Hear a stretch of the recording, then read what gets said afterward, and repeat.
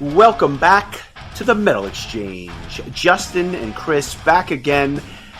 Episode 294 as we go all the way to Sweden covering Tiamat's Wildhoney album from 1994. But before we talk all things Tiamat, how are you, my friend? We're big in Scandinavia. That's all I have to say. Apparently, that's what they tell us. Last night I was sitting on the couch with my girlfriend and I was showing her our Spotify Wrapped statistics or whatever for the podcast, and it was showing that like 2 out of the 5 countries that most listen to us were Sweden and Finland. So we were joking, and she was like, "You know, your next shirt should say we're big in or we're huge in Scandinavia." And then I said, "Well, I'm going to wear that shirt when I go to Norway, and I'm going to start asking people to pick up the slack in Norway because they were not in the top 5 along with Sweden and Finland. So they need to get their shit together." Happy also to see Australia on the list. I'm sure our friend Rich was leading the charge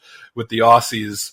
And in the UK also, and you know, obviously the US is our most listening country, but the UK is also listening. So, check out our social media to check out some of our social, our Spotify Wrapped statistics. It's really interesting stuff, and like we said in the post, we couldn't do what we do without all the listeners out there. Special thanks to the Patreon crew. We have a special homework assignment coming for them soon that will be revealed in time.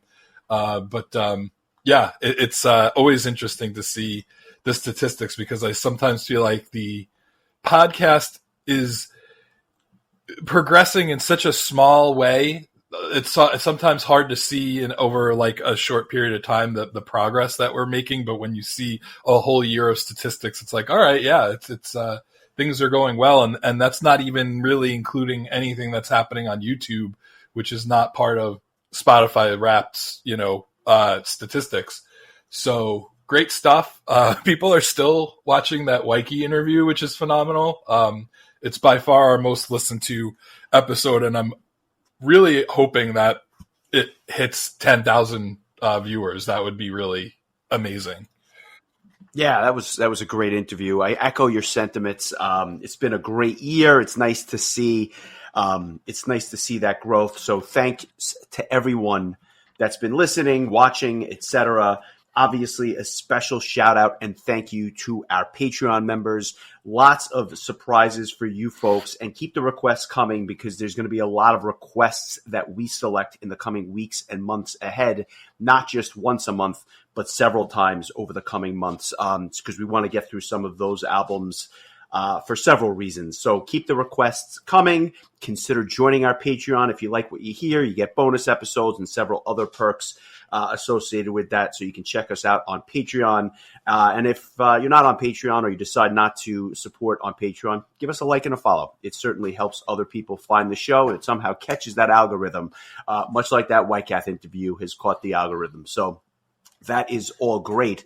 Again, I'll get into why I chose this Tiamat album in a little bit, but I wanted to lead with a band that I keep going back to. I cannot believe we've not talked about Guns N' Roses in long form, but they did release 2 brand new singles this week, and I was wondering if you had a chance to listen to them.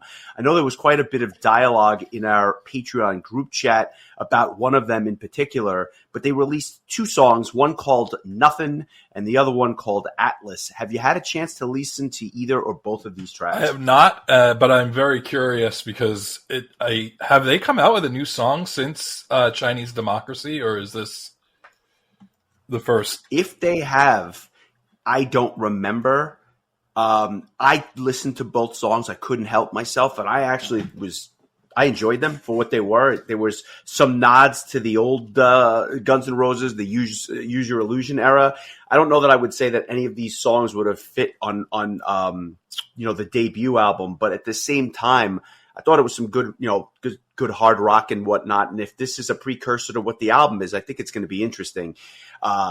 I will let the cat out of the bag. I was actually going to do a Metal Exchange double covering not only the Guns N' Roses debut album, which is one of my favorite albums of all time, but I wanted to do it along with Chinese Democracy because I thought it was going to be a really interesting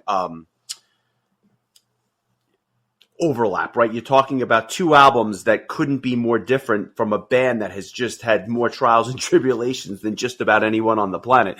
But I say that I haven't done it yet, but it's on my list of stuff to do. I thought about doing the same thing with Use Your Illusion 1 and Use Your Illusion 2, but I'm not going to choose all 4 albums in a given month. I think it's a little bit much, but a band that we certainly need to cover, to say the least. No doubt. It's along with Led Zeppelin, it's one of the shockingly long band holdouts on the podcast, but there really is just so much to listen to.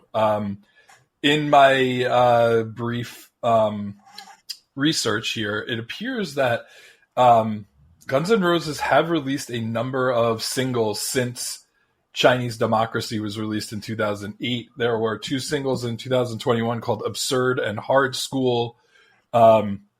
2 in 2023, The General and Perhaps, and then these 2 that you just mentioned that came out this week. So I just went ahead and grabbed all of those to keep my Guns N' Roses collection up to date. They're not exactly a hard band to keep up to date, as they don't really have a ton of material for like one of the biggest rock bands in history.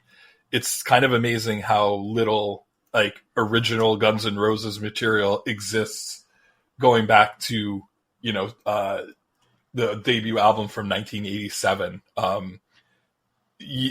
One would argue that this band could have done so much more if there wasn't so much personality, to say the least. But if there wasn't that personality, yeah, would the albums they did have done as well, and would they have had the massive success? I think it's a little bit of a chicken or an egg problem. I really cannot wait to do this band in long form. I think that will make for a really interesting conversation.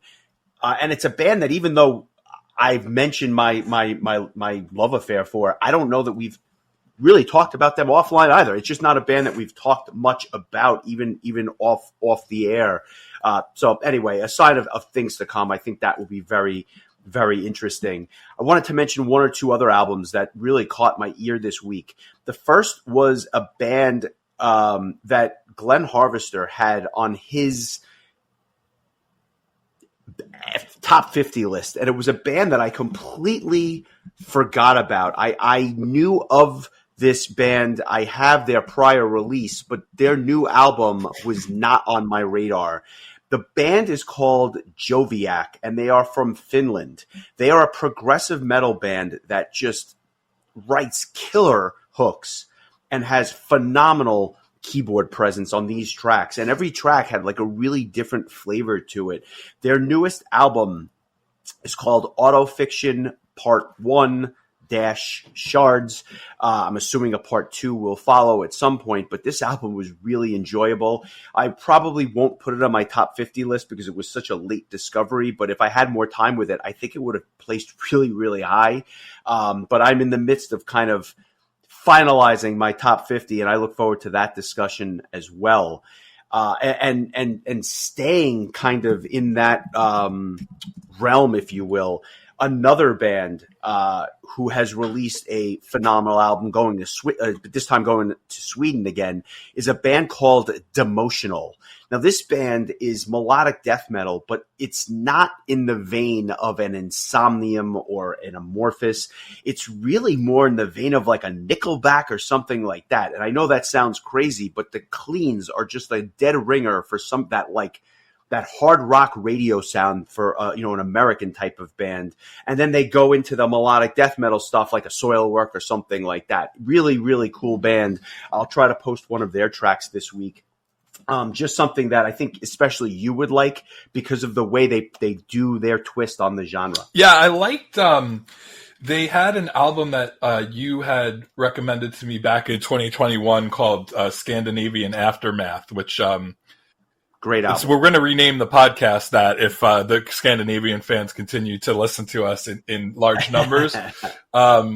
but I remember enjoying that quite a bit. I did. I think you had sent me "When Fathers Sing," which was a song from this new album, and I enjoyed it. I put that on my most recent playlist correct. because I just thought it was a really interesting tune for several reasons. Their new album is called New Horizons. By the way, our playlists can be found on our Spotify page. Check them out if you want to hear some of the stuff that we've been listening to. If we went into detail on everything, I think that would be the entire podcast. So we'll refrain from that for now. But you can kind of check that out at a glance on Spotify. It's funny. I'm looking at the Guns N' Roses discography, and I'm kind of like, we could just do a series of exchange doubles over the years and do like Appetite and Chinese Democracy in one episode, the Use Your Illusion albums is another pairing, and then Lies and Spaghetti Incident, which are kind of like the outlier albums, as like a third 100%. double. So kind of convenient I love that they only have 6 albums. I know, and yet to your point, one of, if not the biggest rock band that's at least in the last 40 years or so. So fascinating stuff. Fascinating in many ways. Did you have a chance to listen to anything this week, or are you just kind of going through the list at this point? I listened to the last of the albums I wanted to listen to for 2025, with the exception of Lord of the Lost Part 2 of their 2-part album series. That the Part 1 was released earlier this year, and Part 1 is supposed to come out next week. I'm just really curious because that pair of albums, Opus Noir 1 and 2, were Glenn's number 1 album of the year, which he gave to both albums. He kind of considered it like one. Speaking of Use Your Illusion, so I kind of wanted to give it a listen because I enjoyed the first part quite a bit. So that's really all that's left as of now. I have officially started going back and re-listening to stuff, but I did want to mention the upcoming Iron Savior covers album, Awesome Anthems of the Galaxy. We were lucky enough to get a very advanced promo copy. I don't think this album's coming out till spring, but it's all covers of 80s songs, and some of which are like some of my favorite songs. I think Fame, and I'm trying to think of what they released the singles for Fame and for Forever Young, but they also have covers of Take On Me by Aha, and Against All Odds by Phil Collins, Separate Ways by Journey, I Just Die in Your Arms Tonight by Cutting Crew. Like, there's some really good songs on this list. I listened to some of them. All I Need Is a Miracle by Mike and the Mechanics, low-key, one of my favorite 80s pop songs. They do a really great cover of that. So something to look forward to. I'm sure we'll mention it again in the coming months, but it was cool to get a promo so far ahead of time on something. I haven't even listened to the last Iron Savior album that came out, which was the Reforged Machine World, which was like a lot of their older tracks re-recorded, which they've been doing. I think that's the third set of re-recorded Iron Savior songs. So cool stuff there. Looking forward to listening to that whole entire album at some point. But, I'll hold off on it because it's not coming out for several months. There you go. I want to just reiterate why I selected this Tiamat album, which I had never heard a note from this band. But as I mentioned at the end of last week's episode, there was something that just caught my eye and made me select this album blindly.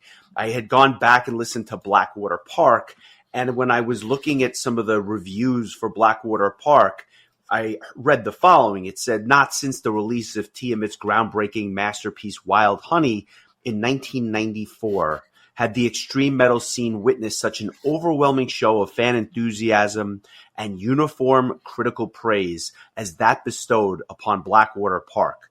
And so once I read that, I'm like, I have to hear the comparison alone was enough to make me select the album.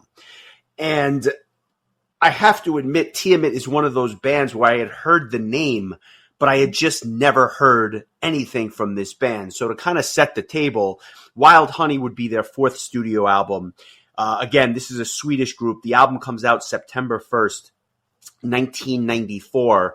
And by all accounts, it's quite a shift for the band insofar as they had a lot more death metal influence on the first three albums. This album is a lot more progressive rock, psychedelic in areas, and just very different from straight up death metal through and through. Had you ever heard of this band, or was this a completely new experience for you as well? Definitely heard of them, but just never listened to them. I definitely remember, I want to say there were at least one or two Tiamat CDs in the studio when I had my radio show in college. Like, they were just a band that, like, you knew about if you were into metal, but you may not, at least in my case, may not have necessarily went out of your way to listen to. So this was like a really new experience for me. And it was really interesting. I'm excited to talk to you about it. Yeah, it was. So, like I said, my curiosity was perked by that description, and it was kind of further reinforced by the cover art. Not something we always or often talk about, but for a metal band, when you look at the cover art, it really doesn't give the listener much indication as to what it is. But I thought it was really cool. I thought it was the nice use of oranges and yellows. I thought it was an interesting font that certainly isn't a death metal type of font. And it really just lent to some of the mystique here. I don't know if that caught your eye as well, but I thought the cover art was kind of cool. Yeah, well, I mean, if you looked at it and didn't know any better, I don't think you would have guessed it was a metal album. Exactly. It's something, yeah, like... It could be. It really could be like a new age. A new age probably is the best way to describe what with the flowers and everything. Like, I don't know. Like, it looks like something you would put on, like they would put on while you were getting a massage, which would be a really interesting experiment if you actually did put this on while somebody was the last massage I got. They were playing piano renditions of Christmas carols, which I thought was hilarious. Like, I'm like, just trying to relax, and all of a sudden I'm hearing like this, like, new age version of Jingle Bells. So interesting experience there. Don't ask me how I got us from Tiamat to that, but I'll reel me back in, and let's talk about this album, Wildhoney. There you go. So this is a band that has gone through several lineup changes throughout the years and decades. And I should note they had been slightly, I don't want to say defunct for a while, but they are now back and clicking. And I believe they're even doing another tour, although their last album proper had been released in 2012. So it's been quite a while for these guys in terms of releasing new music. But I want to just mention the classic lineup from this era was, interesting. It's Johan Edlund on vocals and rhythm guitar. And I should note, he wrote all the lyrics as well. It's John Hagel on bass, Magnus Salgren on lead guitars, Lars Skold, a session drummer, and Valdemar Sorchita, who does all the keyboards and whatnot, which, by the way, there are a lot of very interesting ambient keyboard effects on this album. So I'd be remiss not to mention, and kind of just call that out. Currently Johan, Lars are both in the band and remain with the band, but they've got a new bass player, a new guitar player, and so I guess the Lars went from session drummer to their actual drummer, but it really is Johan's band in many ways. He's been with them since their inception. When you listened to this album for the first time, what was your immediate impression, and did it change at all throughout the week? And I bring this up because as I was listening to the album the first time, and really the first 4 or 5 times, I kind of had the same impression of the album. It was pretty good. I didn't see why people were going kind of crazy for it or writing or comparing it to, seminal progressive death metal albums like Blackwater Park, but I appreciated the fact that it was a pretty good piece of music. But for whatever reason, I guess it was either the 5th or 6th listen, I kind of got it, and I started to really, really enjoy it. It took a while, and it went from a decent album to I'll say a very good album. I won't call it excellent, but a very good album, at least for my ears. I'm curious if you had the same trajectory as I did, or did it stay kind of flat throughout the week for you, or did it get worse? It definitely grew as the more I listened to it, the more like it was starting to click. I think it's not my favorite thing in the entire world, but there was one song that I particularly enjoyed, which I will choose for my song of the week. I thought that it was the instrumental tracks, I think, made like really interesting segues between the Meteor tracks. This is one of those albums I kind of wish I had a little bit more time with, kind of like I did with Corrosion of Conformity, where I would have had a sixth or seventh listen just to maybe ingest it a little bit more. But I think I got the general idea, and it's definitely the type of thing where I feel like, depending on your mood, you could enjoy it a lot more if you're in the right mood for it. I don't know that it's not the type of music where, like, if I was in a bad mood, I'd be like, I can't listen to this. Or whereas there's certain music where I'm like, okay, I just can't deal with this right now. I think I was expecting it to be a little bit harsher. So it was kind of glad that it wasn't. But it was interesting. I think there were like a little bit of things that reminded me of like very, very early Within Temptation, as far as like taking a more melodic approach to like the gothic death metal kind of style that I think the band, started out with on their first handful of albums. And I'm wondering if maybe the change in personnel had something to do with it, because Johan and John Hagel were the only members left from the previous album, it sounds like. So maybe it was just kind of the band looking to move in a new direction with maybe a little bit more accessible music. But definitely getting that very kind of like dark goth kind of vibe from this. Yeah, I was surprised at just how gothy the album is, because it permeates almost every one of these tracks, and I hear what you're saying about the early Within Temptation sound. There's other bands as well, which I'll cite throughout, because there were certain either influences or bands that were clearly influenced by this album, and I thought it was really remarkable. And some of the bands that I'll mention later, I think you'll be shocked to hear the comparison, but at the same time, I would be willing to bet it makes sense, one or two in particular. So we'll get to that. And what was, again, interesting, and you said it, those 4 instrumental tracks out of 10 really do break this album up. It is not as harsh as I expected, and it's dense, but it's not, I don't know. I guess what I'll say is, like, even the harsh vocals are so sporadic, because there's just not a ton of vocals on the album to begin with, that I found it to be more enjoyable.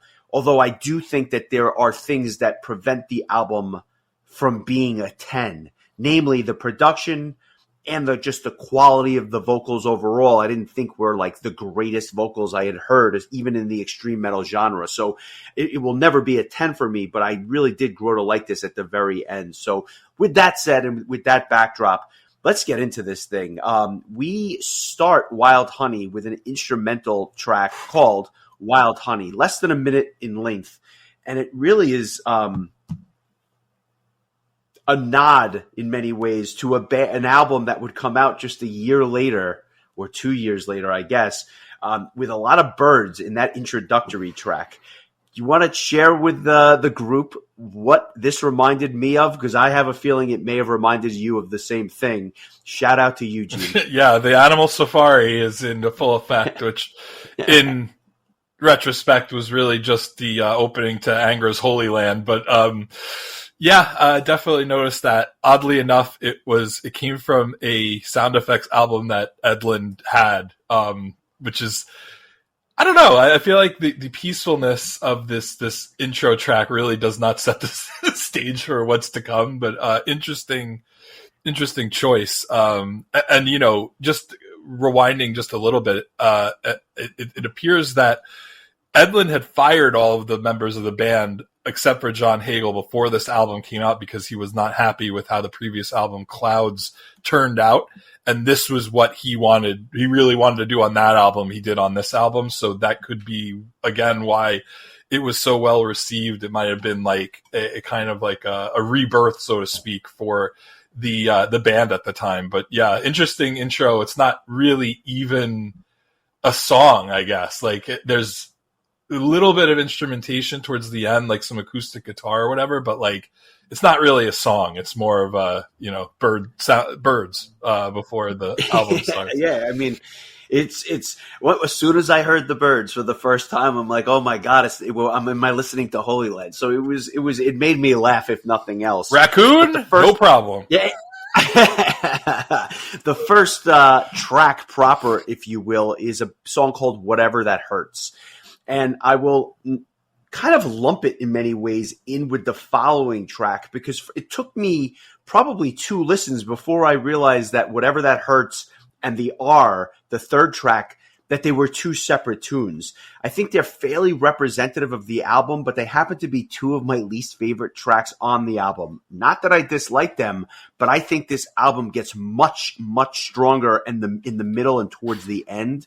So it's kind of the opposite of what bands usually try to do. I know a lot of bands will put their strongest material to kind of hook the listener up front.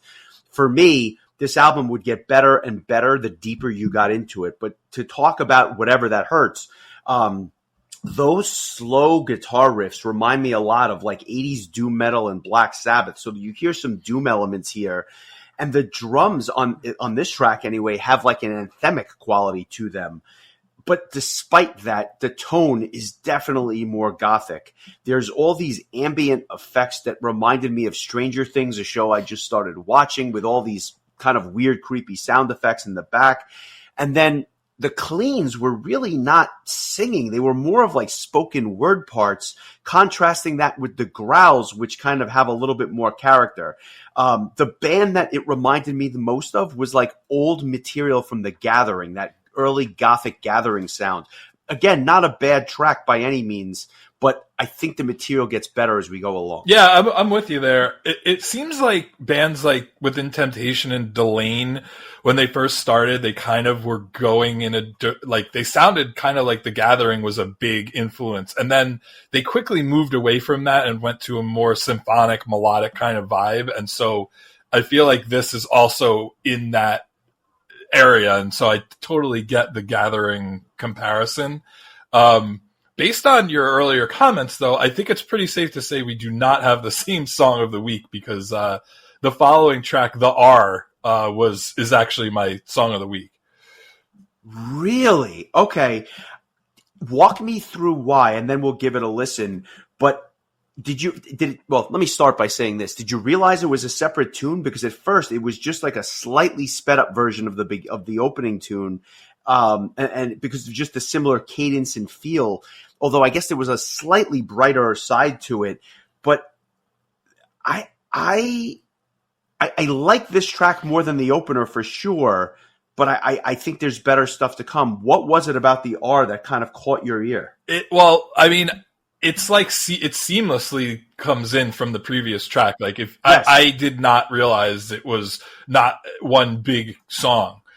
That just really works for me. I love the spooky like backing vocals. The keyboards that kind of drive the song along are like really kind of gamey, like not like like eating deer, but like like video game esque. I'll once again mention Castlevania as this is something that would have I think fit that really well. But this one just kind of stood out to me, and the last listen that I gave it, I was like, yeah, this is probably going to be my song of the week. This is a pretty cool tune. So kind of an interesting choice and kind of a controversial selection as well. There's mention of the sign of the Aryan race in this tune. And so maybe part of this was the thematic piece of it, although it is not designed as like a white supremacy tune. Edlin has been asked about that. He said that the symbol was called like this by the people who lived some 5,000 years ago in the place now called Iraq. I didn't want to censor myself because I knew that this could be understood wrongly now in this century, but I thought that that's not what I'm writing about. So even if people get it wrong, I'd better explain it and stand for it. So again, people may be reading into things that aren't here, so it's controversial, but really much ado about nothing. I just thought I'd mention that. Of course, I picked the white supremacy song as my song. Well, I mean, listen, what can I say? I do want to say one thing because I think you summarized the track well, but there's one portion of this song which I'd be remiss not to mention. About midway through the track, it mellows out. And then there's this guitar sound with these background effects that sound nothing like the rest of the tune. And I could not for the life of me not draw the comparison between that section and parts of A Pleasant Shade of Grey, which was really interesting to me. It was almost uncanny. And I think specifically of A Pleasant Shade of Grey, Part 12, the final suite of that song, which we've covered in the archives. And then the song would then move on back to the main theme, which kind of started this tune out to begin with. So it was a really interesting construction. And I almost wonder if Jim Matheos and company, when they were listening to stuff a few years prior, if this had just kind of seeped into their consciousness. It actually made me think of Follow the Sign at the end of Keeper One, where it's like that just kind of almost mysterious kind of like whisper, like acoustic whisper section. So I feel like that kind of broke up the song a little bit too and made it a little bit more, varied than just a straight up, 5-minute track of just, the sameness, I guess, for lack of a better term. Yeah, I get it. As we move ahead here, the fourth track is called 25th Floor, and it's the second of the 4 instrumental pieces. This one sounds like it's right out of a horror movie, right down to the piano and almost those monster-esque type of sounds that are in the background. In many ways, it does feel like a transitional piece to Gaia, which would be the next track. Any strong thoughts on 25th Floor, or should we move ahead? No, it made me miss the birds. That's all I'll say. Yeah, there you go.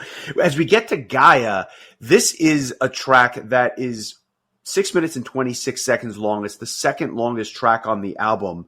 And I thought it had a really cool keyboard intro with the kind of the drums behind it. And although this band sounds nothing like power metal, the way it starts reminds me a lot of the Italian power metal band Skylark, because they would do a lot of introductory tracks like this, except they went right into like fast-paced power metal, and this song is nothing like that at all. But the start is very Skylark-esque to me. The verses are slow, and again, they have those spoken word cleans, but the chorus is more traditional sounding and oddly catchy, and I can't help but just think about spiders, snakes, and little mice. There's something about it which is just oddly creepy and catchy to me. I like the slow guitar solos. They remind me a little bit of stuff that Chris Caffrey has done in his career. And honestly, it for a period, it was going to be my song of the week. I think I'm going to go with a different song, but this one was one of the ones that I really liked, and is when the album really kind of started to pick up for me. That Chris Caffrey reference pisses me off. That's all I'm going to say. Listen, you're gonna be so mad at me, but I will go back and edit it out. But this was actually my song of the week. I got totally turned around. I thought it was the second, but I think it's because I thought that those two tracks were one track initially. So I got myself all turned around. I wasn't crazy when I thought that. Okay. I'm going to just, it's like, you don't even have to edit it out. We're going to keep going because what was it about this track that stood out to you? Because I agree. I think it's the first really standout track on the album, nearly my song of the week as well. Yeah, I'll pull the minute out of that or whatever, and we'll go with this, and we'll put a new minute in. But like, this is the one that I misspoke completely. This is the song that I was thinking of that reminded me of a 80s new wave song, but just a really dark and creepy version of it. It's very I'm going to invent a word, dirgy. It sounds like sounds like a dirge. Like it sounds like a funeral march. It's really, I think, also probably something you wouldn't have picked for me as song of the week, but there's just something about it that is really powerful to me. And again, like the beat and everything to it. I feel like if like Pet Shop Boys made like a 80s throwback new wave version of this song, it would make total sense. There's just something about that time period, and also like made me think of Caleb because he loves like extreme metal and he loves 80s new wave, and so I had to text him and be like, "Are you familiar with this band?" He's like, "Yeah, Tiamat's awesome." So there you go. Okay. So this is my actual true song of the week. So why don't we give this a listen? And we never actually listened to the other track. This never happened, as we once said in Ralph's basement. Here is my real song of the week, Gaia. An old man rises from his wheelchair with suffering unknown,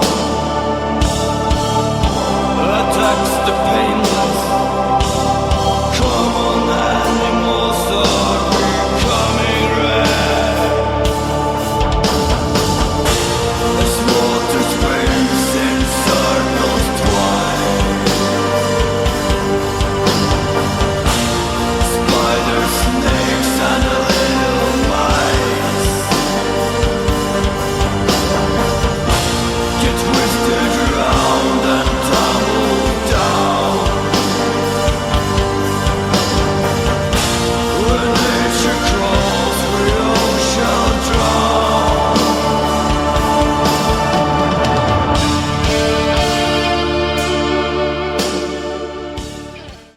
That was Gaia, Chris's song of the week, and quite frankly, I completely agree and understand why you chose it. Again, it was mine for probably the first 4 or 5 listens.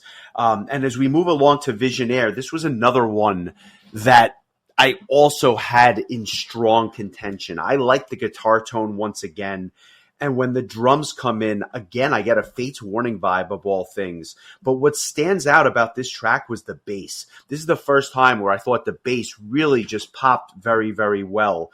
And although I don't think the vocals are great, they are very emotional, almost in a primordial kind of way, just how it kind of drives the song.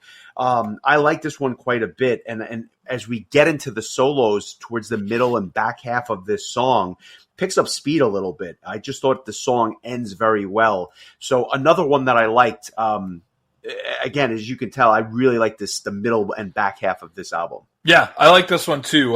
It's a little bit heavier than the last one, although I'd argue the tempo is about the same. But this one has a little bit more like crunchiness to it with the electric guitars and everything. And it's another strong track. I like this one too.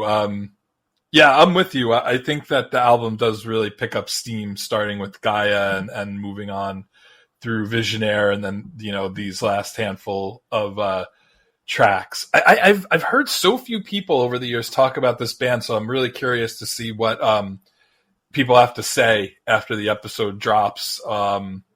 So yeah, it should be interesting. I'm going to give a shout out to one of our Patreon members, Adam Askoff. I think he would like this album immensely. I'm sure he's heard it. Specifically curious to confirm whether or not I'm right. I could see him absolutely adoring this album, or he may think it's complete trash. I don't know, but I think it's going to be the former. So as we move ahead to Kaleidoscope, this instrumental is absolutely outstanding. And there is something about this acoustic guitar with the rain behind it that it might be my favorite piece of music on the album. I'm not going to choose it for my song of the week. It is a bit of a transitional track, but I love this song. And like, if they had made this into something more than a 1:19 instrumental interlude, they could have had something magical with this track. But I think Kaleidoscope is amazing. This, it's so funny, but this is kind of how I felt about, what was that Shallow Ground song from the Corrosion of Conformity album, where if they had like done more with it, it would have probably been my song of the week. It just, for whatever reason, like it because it didn't have vocals or lyrics or whatever, and it was kind of simplistic in nature, I kind of skewed away from it, but I feel like this is kind of a similar thing where if this was fleshed out a bit more, they could have done a lot more with it. But I mean, it's really meant in this case to be a transitionary track. Yeah. Well said. Well said. As we get to Do You Dream of Me, this I thought was a beautiful counterpoint to that instrumental track Kaleidoscope. I think it's brighter. I think it's more robust. And I love the sound of the keyboards and the guitars here together. And for some reason, I think the cleans on this track just sound better as well. It gives me a big time Green Carnation vibe. And it kind of has this odd little payoff at the end with the classical guitar and the tribal sounding drums, but somehow it works together. This one made a really strong push and ultimately would wind up becoming my song of the week. So let's give Do You Dream of Me a listen, and then I want to come back and hear all of your thoughts on this one.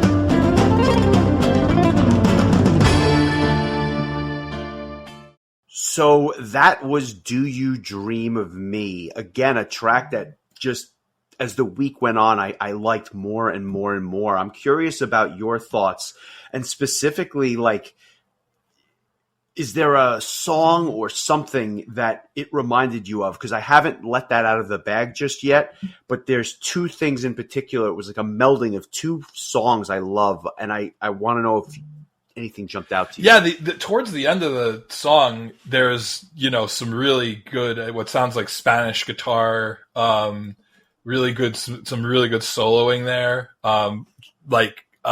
combined with some like real tribal drum beats and stuff. I can't put my finger on exactly what it reminds me of, although the guitar work is kind of similar, or at least the guitar tone is kind of reminding me a bit of Yngwie and his. Yes. Okay.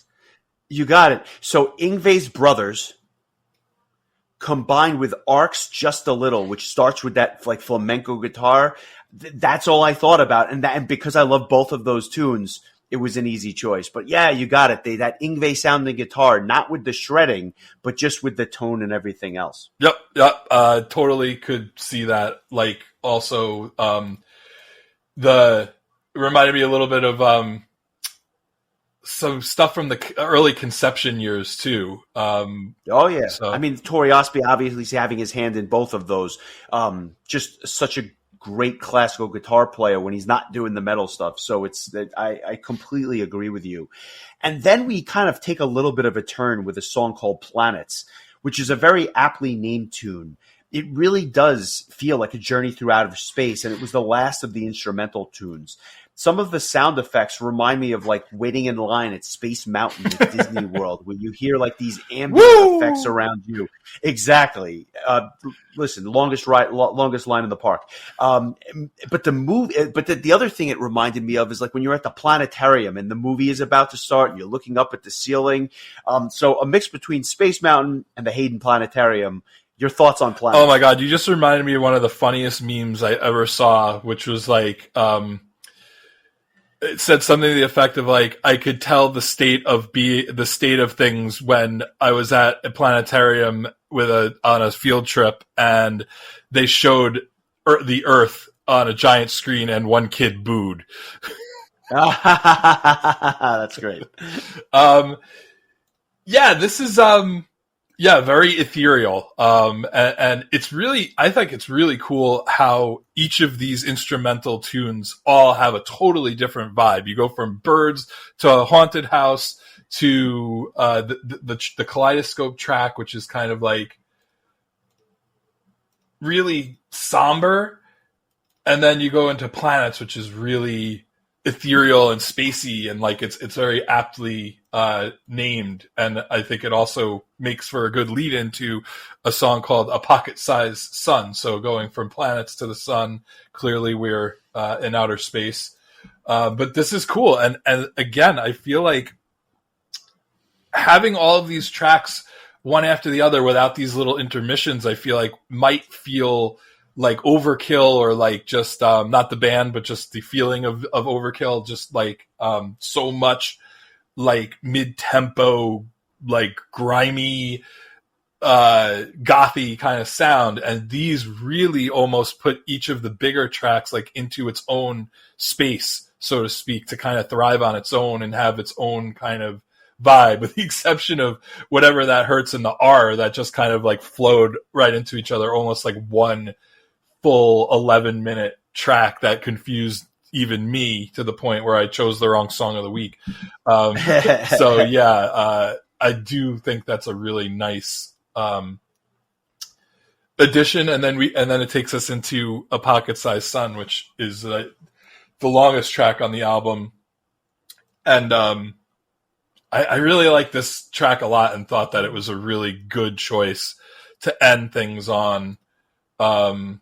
Just, it never really, like, I feel like at some point it was gonna, like, I was waiting for it to get back to that like heaviness, and it really just stayed kind of chill all the way through, with like this like kind of creepy like whispering, talking and stuff. I'm really curious to hear your thoughts on this track, because I thought this was one of the most interesting songs on the album.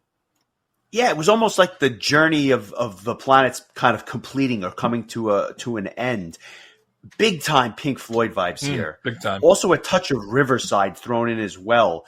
And I thought the song picks up kind of nicely. It gets a little bit heavier and faster. The bass becomes just a little bit more prominent.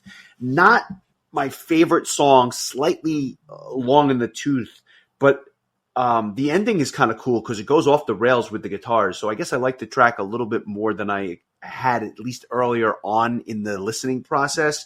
But I thought it was a nice counterpoint to Planets, and I thought that the two tracks, especially if taken together, make for a kind of a nice outro to the album. I just thought the album really got much better as it went along, and I guess my least favorite tracks were kind of those first two full-length tracks, which almost serve as one long track. It's not the greatest track in the world when its Song of the Week status is repealed in the middle of the episode. There you go, exactly. So that you're definitely onto something there. Really, really curious as to what you're going to give this album. I know it's a little gothier than some of the stuff you like. It's certainly not as fast or as power metal laden at all. What are you going to give this thing? Well, I'm gonna let my friend Eduardo Rivadavia of online music database All Music, who I quoted last week when we talked about Corrosion of Conformity, he gave this album a rating of 4.5 stars out of 5, and said that the album elevated the group's combination of lingering death metal roots and ambient soundscapes to unparalleled heights of invention. And All Music gave 5 stars to the reissue that included the Gaia EP, referring to the album as one of the classics of the genre. So my score probably won't represent the high praise that these outlets gave it. I'm giving it a 6.75. It's to me a smidge under Corrosion of Conformity from last week, which I gave a 6.875. I just don't think I enjoyed it as much, but it's pretty close. There are a lot of parts I really like. Just in general, it's not like my favorite kind of music, but it's definitely for an album, like by a band I never listened to, like literally just going in stone cold. This was really good, and it seems like I get why in 1994, again, kind of harkening back to what we were talking to last week, and in a period where I think metalheads were really clamoring for anything they can get their hands on that wasn't grunge or alt related. And so like, I feel like this probably was a very welcome, release, especially 1994, just the heyday of the Green Days of the world. So like really, really interesting. Again, we find ourselves back in this early 90s time period, but curious what you're going to give this one as also a new album to you. Those first 4 listens, I probably would have given it like a 5.5, kind of an average album. Then the last time through, or the last 2 times through, it really just clicked. So I'm actually going to give it a 7. I think that it suffers from production issues. I don't think it's the greatest vocal performance I've ever heard. I don't love the first 2 tracks, but everything else after that, I really, really, really enjoyed. So I think I average it out somewhere as a 7. Not that the first 2 tracks are bad. It's just I think that the better stuff is after that. So really interested to do another album, maybe from a different era of the band, which I have a feeling is going to sound completely different from this one. Also curious to see if they put out anything new. If they were to come out with new music, I would certainly check that out as well. As I mentioned, it's been at least 13 years since their last album. So I think that puts a bow on it. That's Tiamat. That's Wildhoney. And before we go to your selection for next week, I just want to mention a pair of news items. A band which we've not discussed is coming back for their first full-length studio album in 17 years, and that's a band called Lion's Share, staying in Sweden. I love some of those early Lion's Share albums. They are coming out with a new one called Inferno. It's due out March 27th of next year. Just a really nice brand of melodic metal. Nils Patrick Johansson is their vocalist now, so you know what you get when he is singing. So this is an album to check out next spring. And another Swedish band is calling it quits, and that is The Crown. They've announced farewell dates for 2026. And kudos to them. They said, quote, "We want to go out on our own terms." And so that's what they're doing. They're going to hang it up after several years. I enjoyed their last 2 releases, so I wish them nothing but the best of luck as they exit the world of extreme metal. They've released some great material over the years. I was not aware of Lion's Share and the band. Yeah, the band. Like this one I just missed completely, and they've been around a long time. Yeah, I'm gonna have to check this out. Especially, you put Nils Patrick Johansson on vocals, and his unique vocal styles. Just ever since I first heard him in Wuthering Heights, I was just like obsessed with his voice. Nobody sounds like him. So here's my little trivia question. Their Lion's Share's original vocalist, obviously, or maybe not, but is not or was not Nils Patrick Johansson. Their original vocalist actually sounds nothing like Nils Patrick Johansson.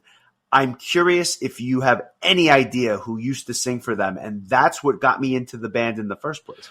If I had to take a wild guess, I'd probably say Anders Engberg from Sorcerer.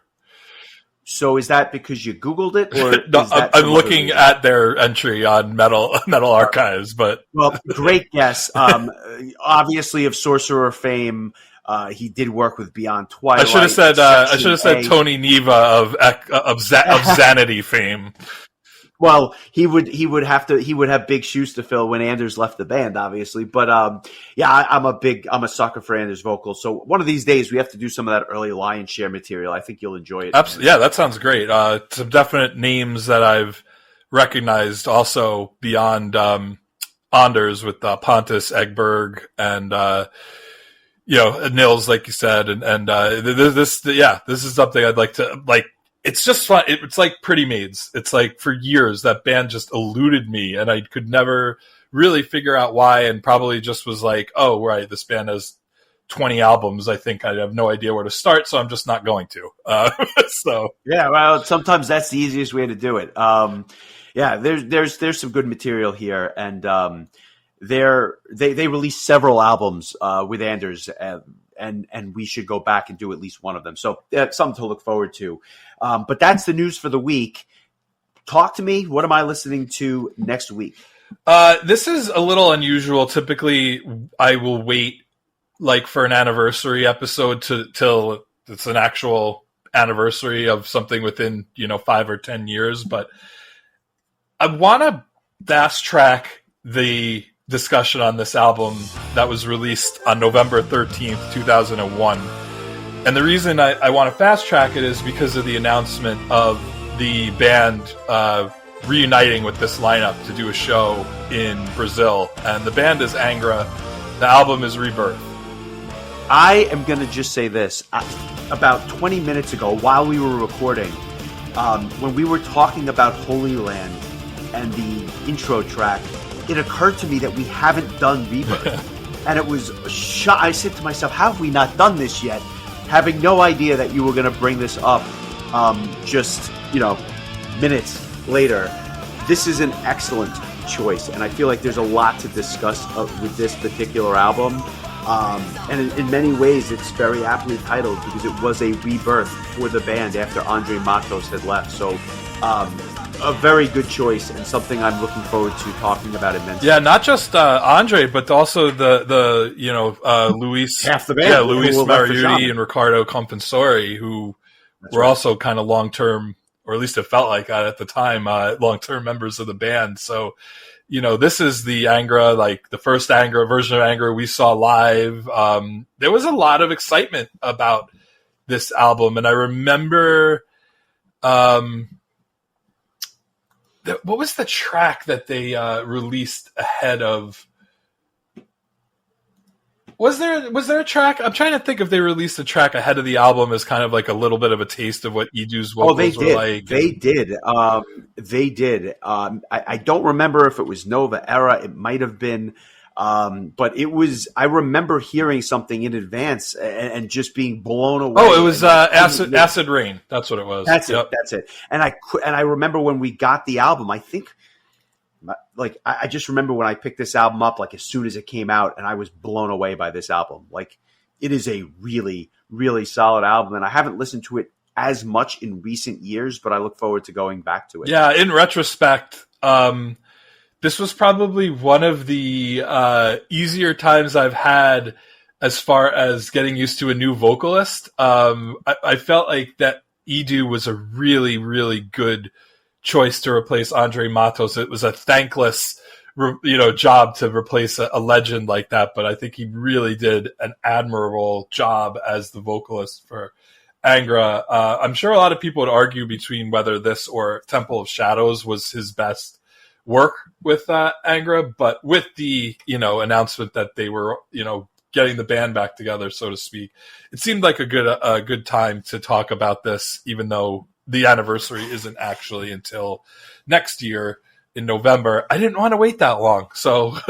it is timely, and I have strong opinions as to whether this or Temple is better, but we'll have to wait and see for that. Just a big thank you to everyone. We really appreciate your support.